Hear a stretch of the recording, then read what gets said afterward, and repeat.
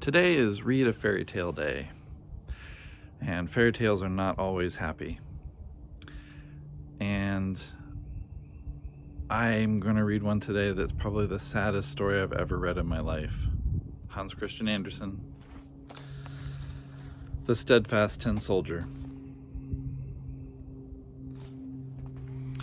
Once there were 25 tin soldiers.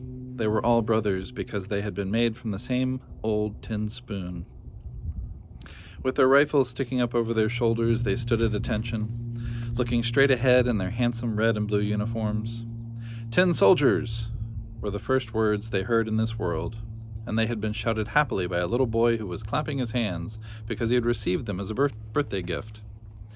He took them immediately out of the box they had come in and set them on the table.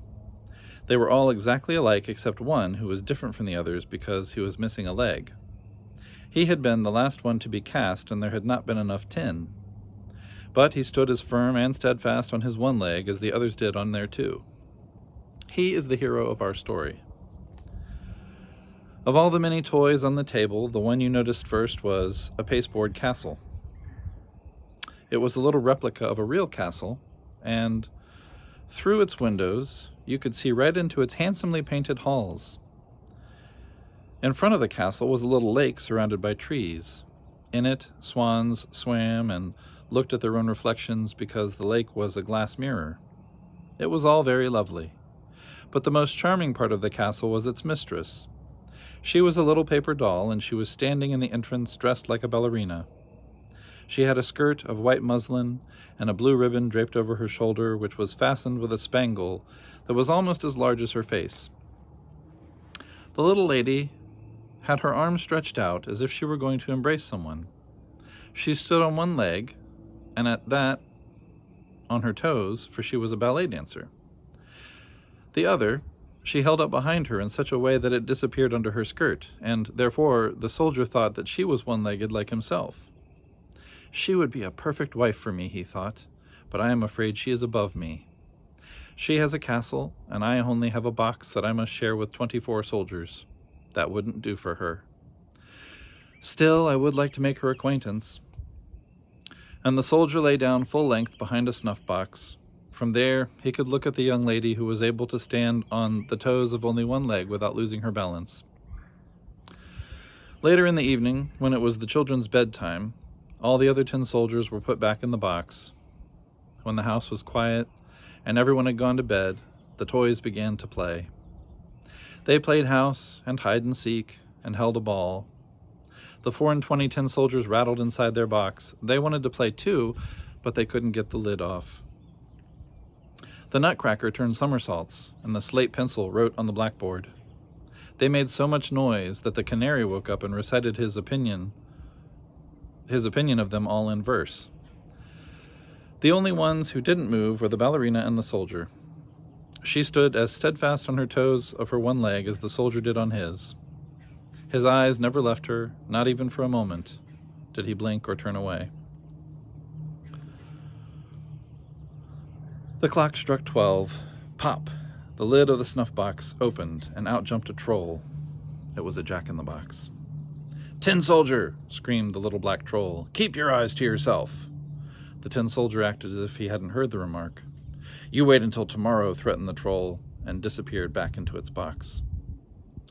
The next morning, when the children were up and dressed, the little boy put the one-legged soldier on the windowsill. It's hard to tell whether it was the troll or just the wind that caused the window to open suddenly and the soldier to fall out of it. He dropped down 3 stories to the street, and his bayonet stuck in the earth between 2 cobblestones. The boy and the maid came down to look for him, and though they almost stepped on him, they didn't see him. If only the tin soldier had shouted, "Here I am," they would have found him. But he thought it improper to shout when in uniform. It began to rain. First one drop fell, then another, and soon it was pouring. When the shower was over, 2 urchins came by. "Look," said one of them, "there's a tin soldier. He will do as a sailor." The boys made a boat out of a newspaper, put the tin soldier on board, and let it sail in the gutter. Away it went, for it had rained so hard that the gutter was a raging torrent. The boys ran along on the pavement, clapping their hands. The boat dipped and turned in the waves. The tin soldier trembled and quaked inside himself, but outside stood as steadfast as ever, shouldering his gun and looking straight ahead. Now the gutter was covered by a board. It was as dark as it had been inside the box, but there he had had 24 comrades. I wonder how it will all end, thought the soldier. I'm sure it's all the trolls doing. If only the ballerina were here, then I wouldn't care if it were twice as dark as pitch. A big water rat that lived in the gutter came up behind the boat and shouted, "Have you got a passport? Give me your passport."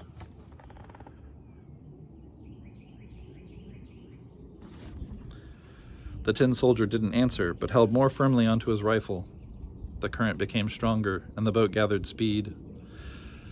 The rat swam after him. It was so angry that it gnashed its teeth. "Stop him! Stop him!" the rat shouted to 2 pieces of straw and a little twig. "Stop him! He hasn't got a passport and he won't pay duty." The current ran swifter and swifter. The tin soldier could see light ahead. He was coming out of the tunnel. But at the same moment he heard a strange roaring sound. It was frightening enough to make the bravest man cringe. At the end of the tunnel, the gutter emptied into one of the canals of the harbor. If you can imagine it, it would be the same as for a human being to be thrown down a great waterfall into the sea. There was no hope of stopping the boat. The poor tin soldier stood as steady as ever. He did not flinch. The boat spun around 4 times and became filled to the brim with water. It was doomed. The paper began to fall apart. The tin soldier was standing in water up to his neck. He thought of the ballerina, whom he would never see again, and 2 lines from a poem ran through his mind. "Fare thee well, my warrior bold.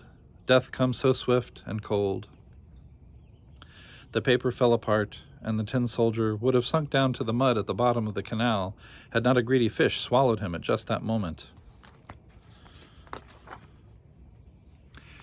Here it was even darker than it had been in the sewer. The fish's stomach was terribly narrow, but the soldier lay there as steadfast as he had stood in the boat without letting go of his rifle. The fish started and dashed in the wildest manner. Then suddenly it was still. A while later a ray of light appeared and someone said, "Why, there's a tin soldier." The fish had been caught, taken to the market, and sold. The kitchen maid had found the soldier when she opened up the fish with a big knife in order to clean it. With her thumb and her index finger, she picked the tin soldier up by the waist and carried him into the living room, so that everyone could admire the strange traveler who had journeyed inside the belly of a fish. But the tin soldier was not proud of his adventures. How strange the world is! He was back in the same room he had left in the morning, and he had been put on the table among the toys he knew. There stood the cardboard castle and the little ballerina. She was still standing on one leg. The other she had lifted high into the air. She was as steadfast as he was. It touched the soldier's heart, and he almost cried 10 tears, and would have, had it not been so undignified. He looked at her, and she at him, but never a word passed between them. Suddenly one of the little boys grabbed the soldier, opened the stove, and threw him in. The child couldn't explain why he had done it. There's no question but that the jack-in-the-box had had something to do with it. The tin soldier stood illuminated by the flames that leapt around him. He did not know whether the great heat he felt was caused by his love or the fire. The colors of his uniform had disappeared, and who could tell whether it was from sorrow or his trip through the water? He looked at the ballerina, and she looked at him. He could feel that he was melting, but he held on as steadfastly as ever to his gun and kept his gaze on the little ballerina in front of the castle. The door of the room was opened. A breeze caught the little dancer, and like a sliff she flew right into the stove. She flared up and was gone. The soldier melted. The next day, when the maid emptied the stove, she found a little tin heart, which was all that was left of him.